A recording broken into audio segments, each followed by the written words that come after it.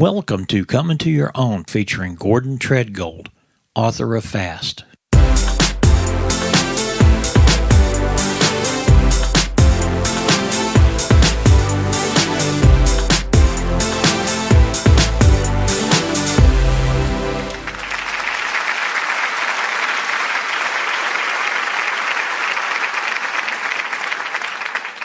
So thank you for that introduction, and thank you for giving me the opportunity to come here.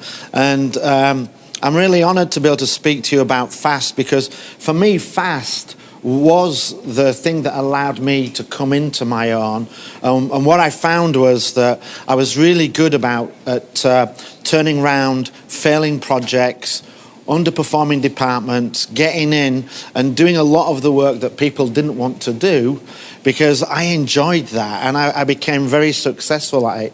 And what made me write Fast was that I wanted to share that with other people, because I believed there was a process that I had that if I used it to come into my own, other people could then use it to come into their own. And there's three things that are important in leadership.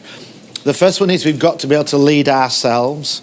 The second one is we've got to be able to lead teams, get people to follow us. And then the third one is that we've got to be able to lead initiatives, businesses, projects, departments. And those three things, although interrelated, require a different approach to leadership that we have to master. And Fast is about leading initiatives. It's about how to get stuff done. And how did I learn about Fast? Well, there's no such thing as failure, there's only feedback. So a lot of what I've learned about Fast has come from being involved in things that didn't go as well as I'd hoped they would. And that allowed me to learn what causes things to fail, understand what we can do to then mitigate those failures and put us on the road to success. And failure isn't something we should be afraid of, it's something that we should embrace. How many people have heard of the product WD-40? Do you know what WD-40? Do you know why they call it WD-40? The first 39 didn't work. That's why it's called WD-40. And when we fail, we've got three options. The first thing we can do is we can decide it's too hard and quit. And that's really the ultimate in failure. Or we can ignore what we've seen and just try again. But when we do that, we're flirting with madness, because to do the same thing the same way and expect different results is a definition of insanity. Or we can look to learn from what we've just gone through, adapt our approach and come back and come again. And that's how I came up with the Fast approach. How many people have seen the Dyson vacuum cleaner? Do you know how many attempts he had at making that? 5,800 patents he filed before he figured that out. So failure is a part of what we're involved in, and we have to learn from failure. And I've done that, and I've studied failure, which has helped me understand it, but the majority of my experiences have come from failing myself. I remember my first $1 million project. What I remember mostly about it was the budget was only $200,000. So it was a bit of a shock to them when I spent $1 million. And when we fail, these failures, they impact our customers, they impact our companies, but most importantly, they impact us. Because if we start to get a reputation of failure, that's going to impact our career and not allow us to really come into our own and be all we can be. And I didn't just experience failure professional, I also experienced it in personal life. I did play rugby. I started at the age of 9 and played until I was 43. And 1 year in college, our record for the university team was played 28, lost 28. And I was the captain. So that wasn't a great thing for me. And I even experienced failure when I thought I was going to succeed. I remember I was 21 at the time, And it was my girlfriend's 21st birthday. And I took her to the nicest restaurant in town. My friend was the manager at the restaurant, which allowed me to get a discounted friend's rate. And we'd only been dating around 3 or 4 weeks. And while we were ordering the food and waiting for it to arrive, I asked her, so you're 21. What's your big dream? What's your number one ambition in life? And she said to me, I would love to be able to sing with a jazz quartet. That's not a bad dream, right? Right behind her, I see a jazz quartet getting their instruments out. And I thought, this is my chance.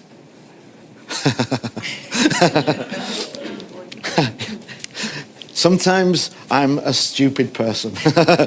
So I thought, this is my chance to make her dream come true. So when she went to the ladies' room, I called my friend over and I said, look, it's Janet's 21st. Can we get her to sing with a jazz quartet? That's a big dream. And he said, once you finish the main course, give me a wave and we'll get her up. So we're eating the food, and I can tell you, I've been to Central Barbecue, which is probably one of the best meals I've ever had. This day, the food tasted better, because I'm going to bring my girlfriend's dream to reality. And at the end of the meal, I gave them the wave, and the band leader said, ladies and gentlemen, we have a very special guest. She's 21 years old, and today we're going to make her dream come true. She's going to sing with this jazz quartet. And they gave her a round of applause. She was a bit reluctant, but she got up and she went and spoke with the band leader. And then she turned around and she looked right at me and she said, I'm going to sing, You Are the Sunshine of My Life.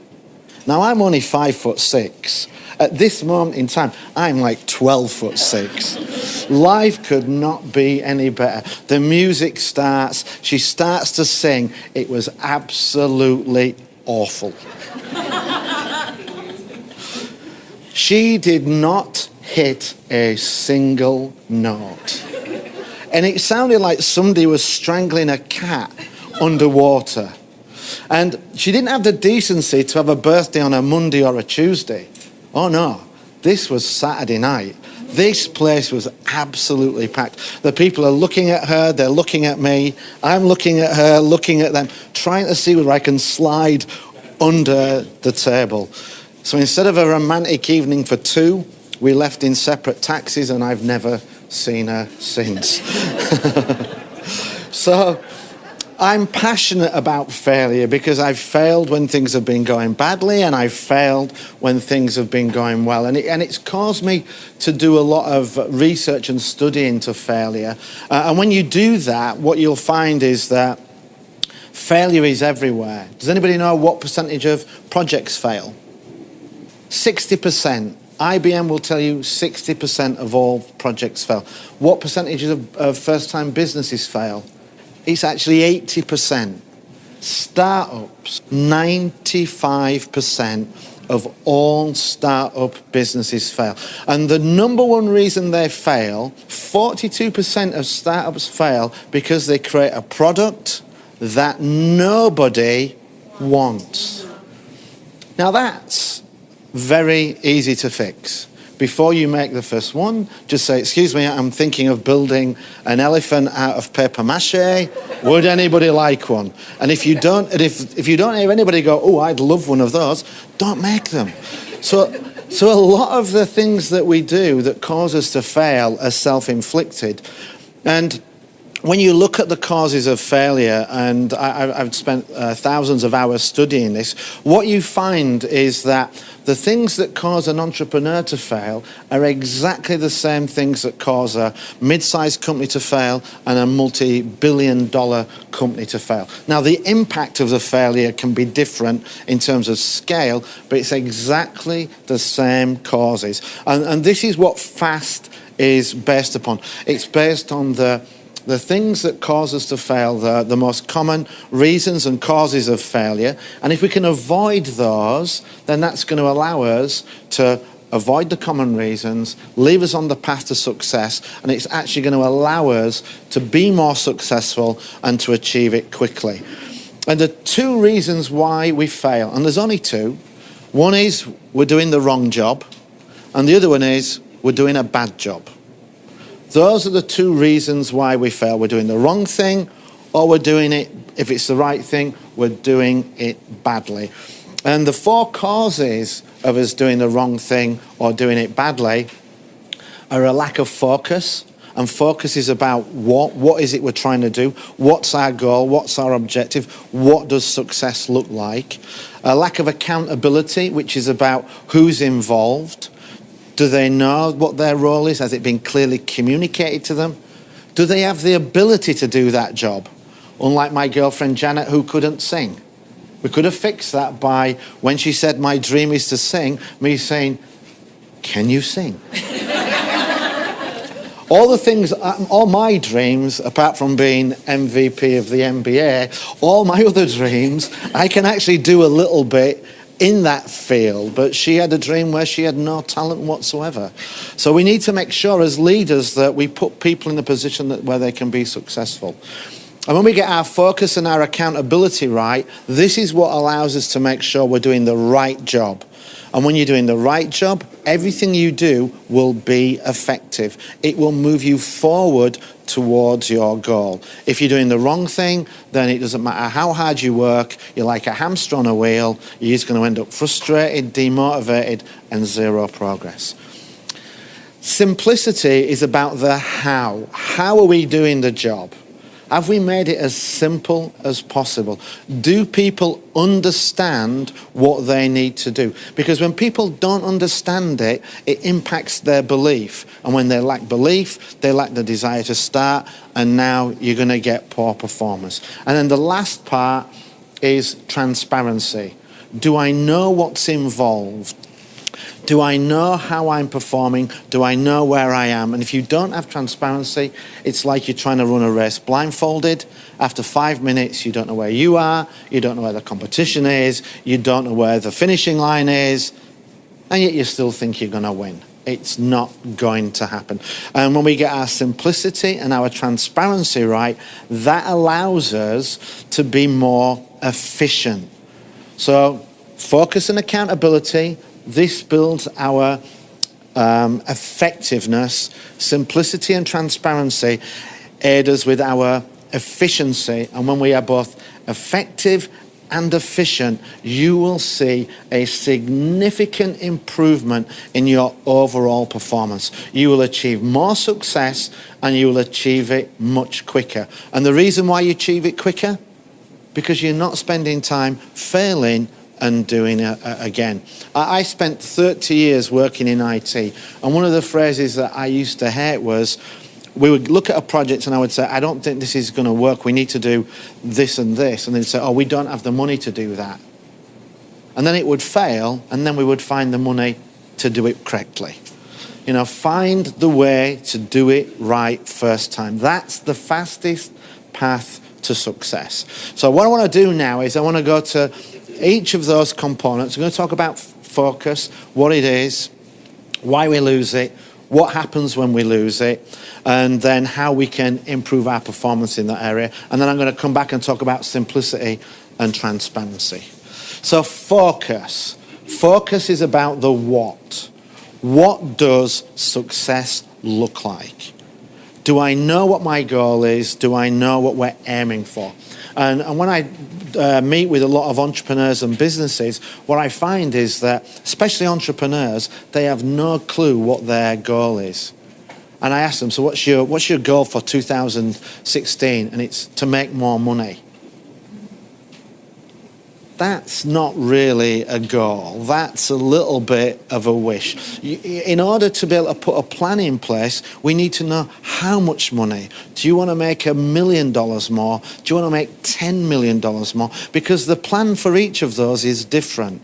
And if you don't know where you're going, then any road will do. So first of all, we need to understand what our goal is, and then we can put in the plan of how we're going to get there. And what causes us to lose focus is too many priorities. We're working on too many things all at the same time. And when everything's a priority, what's a priority? Nothing's a priority. I remember I worked for Henkel. I had a staff of 1,000 running a $200 million operation. And my boss told me, Gordon, these are your 6 number 1 priorities. That's not going to work, because there's going to come a point where I can only do one thing. And now I've got a 5 out of 6 chance of getting it wrong. Now I'm focused on the wrong thing. Now we're not going to be successful.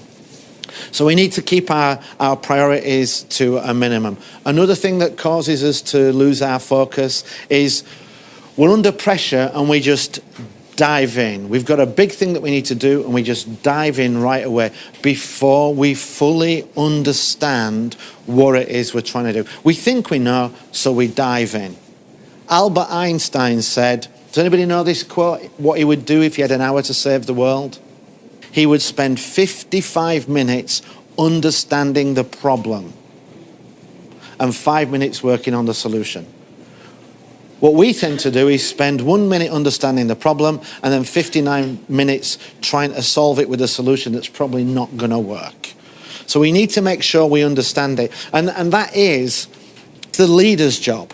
It's definitely ours if it's we're the only one doing it. But if we are leading a team, it's our job to take that step back and make sure we're focused on the right thing.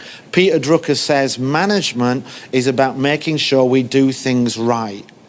Leadership is about making sure we're doing the right things. So as leaders, it's our job to take that step back and make sure that our teams are doing the right thing. And also what I find is that a lot of times the teams actually know what the right thing is, but the leader never asks them. So they end up doing a solution that they know is wrong, but their leader's not prepared to listen to them, which now makes them disengage because they know this is not going to work. So projects that fail, from the research, what percentage of them the team knew day one the project was going to fail? 70% of the time projects fail, the people involved knew right from the get-go this is not going to work. And what we need to do is we need to ask, so as leaders, when we have come up with a plan, it's worthwhile asking our teams, is this going to work? Because if they say no, then that gives us an opportunity to either, one, learn from them, because the people in the trenches know more about what's going on than the general in the back office, or it could be that they just don't understand and it gives us an opportunity to clarify it. And what happens is, if I think it's going to fail, as soon as it starts to fail, I go, whoa, saw that coming. And we'll watch it fail and it becomes a self-fulfilling prophecy. If I actually think it's going to be successful and I see it fail, my first reaction is, what the hell's going on here? And I step forward and try and solve it. So if you let your teams start thinking it's going to fail, you leave them in the I told you so camp as soon as it starts to fail. If you've had that discussion with them and you've made the changes or explained it to them, once it starts to fail, they'll then step forward and they'll go into solution mode. And I don't think there's any surprise that 70% of projects that fail, on 70% of the projects that fail, people knew it was going to be failed before they started, and that we have 70% disengaged staff. People do not want to be involved in failure. Success is a drug. People want to be involved in that. So we need to make sure that our teams believe it's going to be successful. So the other reason why we can lose our focus, how many people here get bonused or their staff get bonuses? Yeah, every time I go to a company, I'll ask them, what are your goals and objectives? And they'll say, our top 3 goals are A, B, and C. Brilliant, very clear. What do you bonus your staff on? Oh, we bonus them on X, Y, and Z. What do you think the team is going to do when it doesn't have enough time to do A, B, and C, or X, Y, and Z? X, Y, and Z. I worked for a company, our customer satisfaction was the lowest I've ever seen it. It was around 18%, and we bonused people for completing 6 training days a year. So if you did your 6 training days, you got your bonus. Customer satisfaction, 18%. People were not focused on it. They were focused on finding good training and doing the training. As soon as we moved the bonuses and applied it to customer satisfaction went up to 70%. Because now we've got everybody, they know what a good job is, Because when you put a bonus on something that's not your goal, you're actually telling them, that's our goal, but it's not important because we'll pay you to do this. You know, diverting their focus. We need to make sure that our bonuses are aligned. And when we lose focus, it can cost us an awful lot of money. Anybody know about the French rail disaster where they ran a project and it cost them $150 million to put it right? Anybody heard about that? So France had a $15 billion program to upgrade their trains. The first 351 trains were delivered ahead of schedule. They were delivered on budget. These trains were beautiful. They were sleek. They were fast. They were the latest development in trains. They just had one problem, and it was a beauty.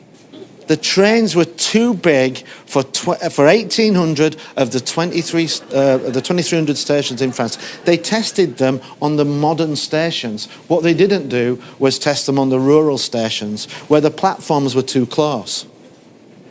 Not only were the platforms too close, but the trains couldn't pass each other in the station. The trains were too big. The goal of the project was to make the trains bigger. To make the trains bigger, more comfortable, more luxurious. The problem was they didn't know how big was too big. And when you do that, as I said before, it damages the reputation of the company, it impacts your customers, and it impacts you. You're probably going to be surprised when I tell you this, but when they announced the French had made their trains too big for 1,800 stations and to fit through 75% of the tunnels under the Alps, everybody in England, Holland, Belgium and Germany, we laughed our socks off. We thought it was the funniest thing ever. The French even laughed at themselves. On the cover of one of their daily newspapers, they had a cartoon and it said, "Would passengers on platform 1 please breathe in? Your train is trying to come through the station." This caused 2 years worth of disruption to the French customers, because if you see my hands, you'll see that I've never done any woodworking or carpentry. That's not my thing at all. But even I know you can't put sandpaper down the side of the train and kind of drive it in and out and just file it down and force your way through. So this is 2 years worth of disruption to your passengers.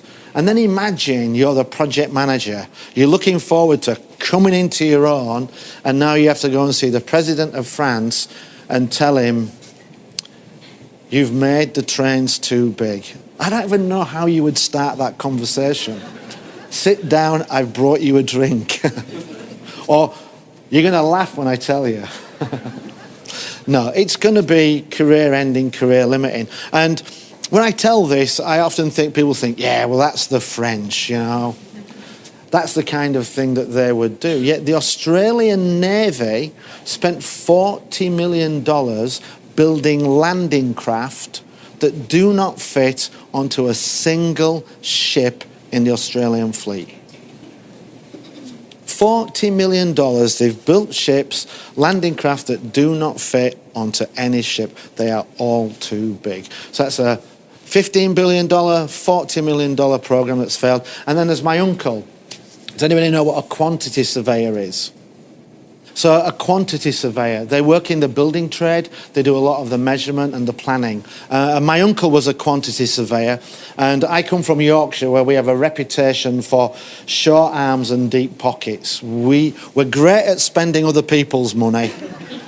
Our own money is sacred, so any chance to do something like this ourselves, he took it. So he decided, I work in the building trade, I'll build my own garage. Measured his car, built the garage based on that measurement. He can drive the car into the garage, he can drive out of it. It's a perfect fit. He can't drive in, open the door and get out, because that wasn't what he did. He looked at how wide the car was and thought the garage has to be wide enough for the car to go in. He completely forgot that once it's in there, he has to be able to open the door. So that same issue large corporation, medium-sized business, and down to a personal goal. And this is what can happen when we can lose our focus. And it doesn't matter how beautifully made that garage, landing craft, or trains are, they are not fit for purpose. We have been unsuccessful even though we have done a great job because we did the wrong job. This concludes Part 1 of Fast featuring Gordon Tredgold. This has been a production of Coming to Your Own, recorded and produced by IMAXProductions.com, executive producer Sherry D. Moats. We invite you to visit our website to discover and develop your business, your story, and your talents. Experience the transformation at www.comingtoyourown.com.